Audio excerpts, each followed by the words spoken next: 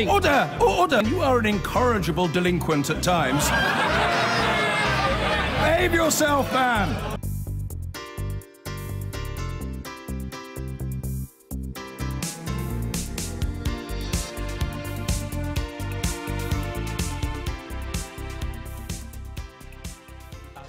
Now, these are scary times.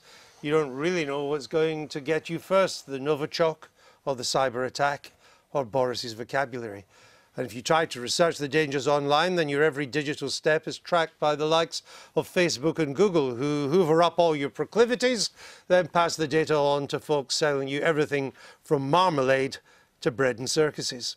The reason so much is apparently free in the digital world is because you are the product.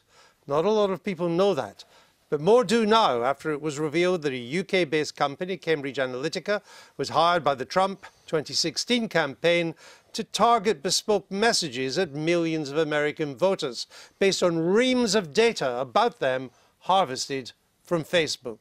It was called Project Alamo, and like the old Texan fort, the whole caboodle could be about to crumble.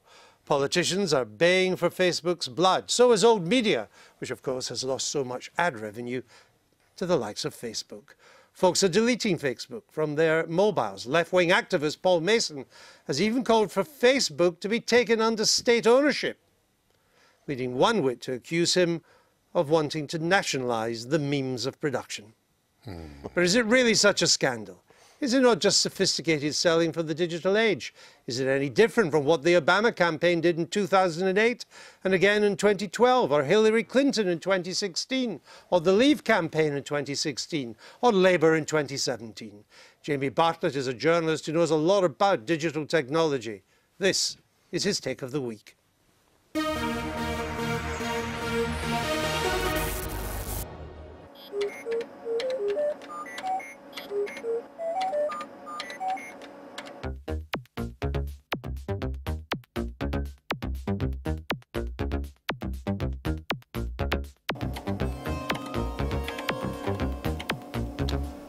People are right to be horrified by the antics of Cambridge Analytica, but contrary to what Mark Zuckerberg would have you believe, their behaviour is neither new nor unique. Political data mining really found its feet with Barack Obama back in 2008, and it got into its stride with Trump and Brexit. Don't forget Clinton used it too. Everyone's at it. Data mining really learns to run, it could undermine democracies the world over. Outrage has focused on the assault on social media users' privacy. But for the most part, Cambridge Analytica were only using social media in the way the big tech firms designed them to be used.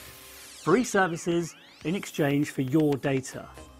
Facebook likes have always been harvested and analysed to identify your emotional vulnerabilities and then exploit them to nudge you into buying a pair of trainers or a holiday. So why can't the same techniques be used to recruit you to a particular political cause?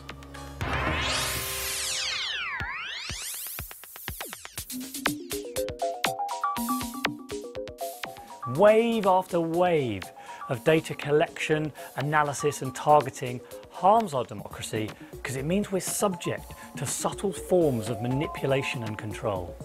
And the data dons have discovered something even scarier. Emotive and divisive language and images outperform dry, rational arguments.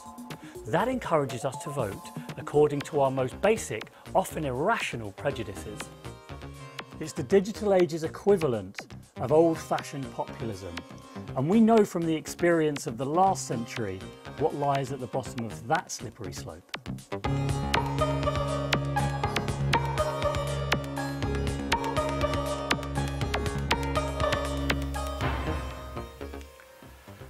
This is the tragic irony of the age of big tech. It was once assumed that the internet would make politics hyper-rational, that people would make informed decisions on the basis of an abundance of information. But the opposite has happened. We're constantly distracted, addicted, manipulated, and angry. But the worst is yet to come. Mark Zuckerberg hasn't reacted to the Cambridge Analytica scandal by promising to stop data harvesting, he's just promised to do it better.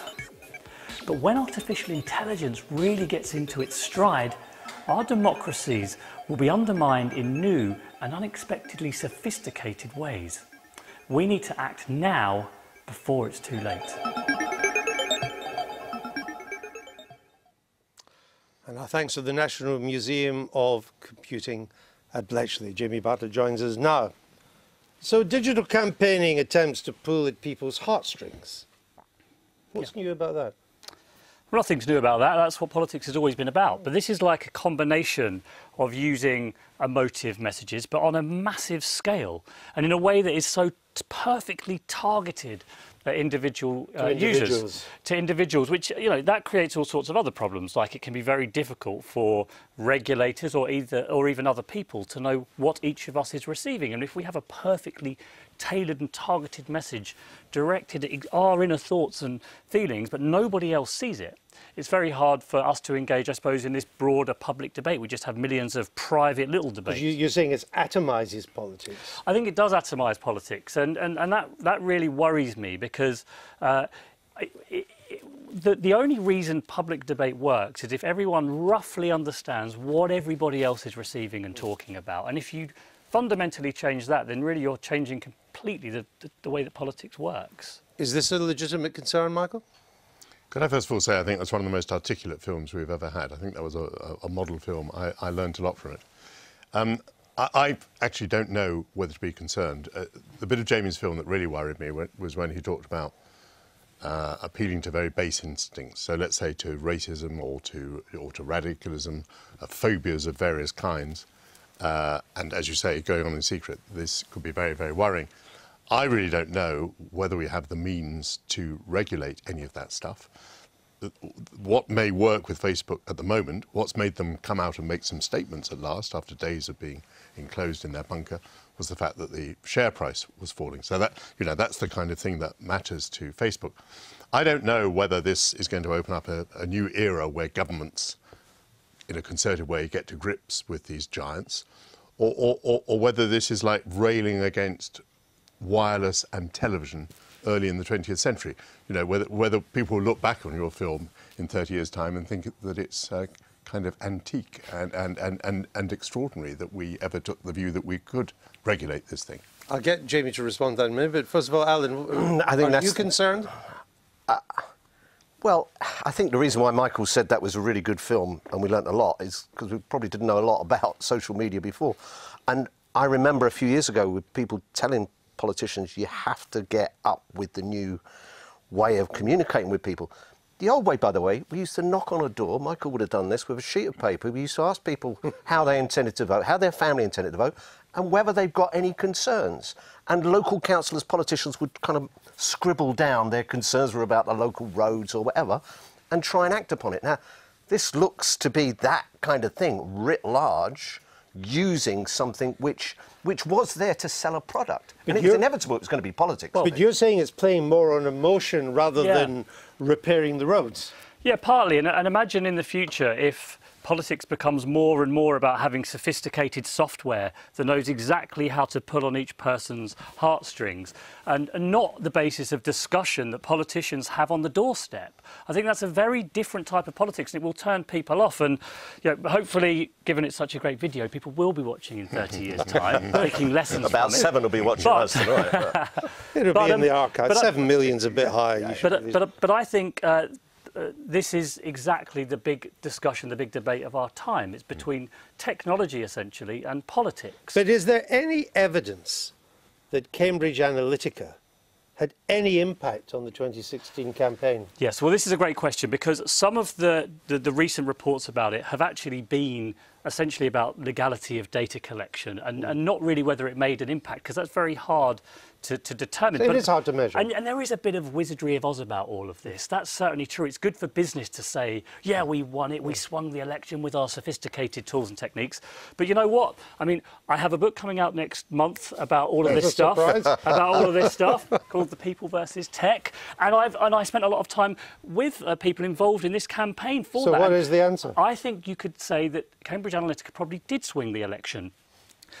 A few weeks into the campaign, Brad Parscale, who was running Trump's digital campaign, received lots of data from Cambridge Analytica suggesting that there were enough persuadable Trump voters in Michigan, Wisconsin and Pennsylvania that he could win those states. Everyone else said he couldn't. They shifted loads of budget towards that and they won each of them by less than 1 percentage point. Right, but Hillary Clinton, yeah, I mean, they lost Pennsylvania, Mrs. Clinton did, by 44,000 votes.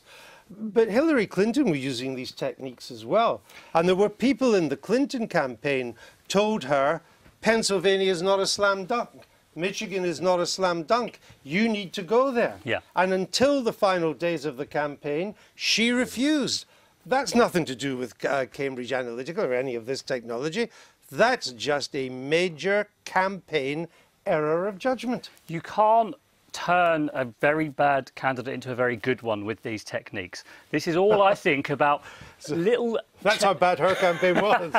Not even Cambridge Analytica could have done. But I think it's all about very tiny margins in very close races, and particularly for a candidate like Trump that had very little ground game. They did spend more. I think they spent more on Facebook than Clinton did, $70 million or so. Brad Parscale... Well, Labour, I think, spent more on Facebook than... No, the Tories spent more on Facebook. Oh, they did more on Facebook? We did more on Twitter. And Labour spent more on other social media. Yeah. But their social media campaign in 2017 was a lot better than the Tories' campaign. I think it probably was, and it was slightly different. It was a bit more organic. I think they used it far more wisely. It wasn't about the adverts. It was grassroots, and they were kind of encouraging it.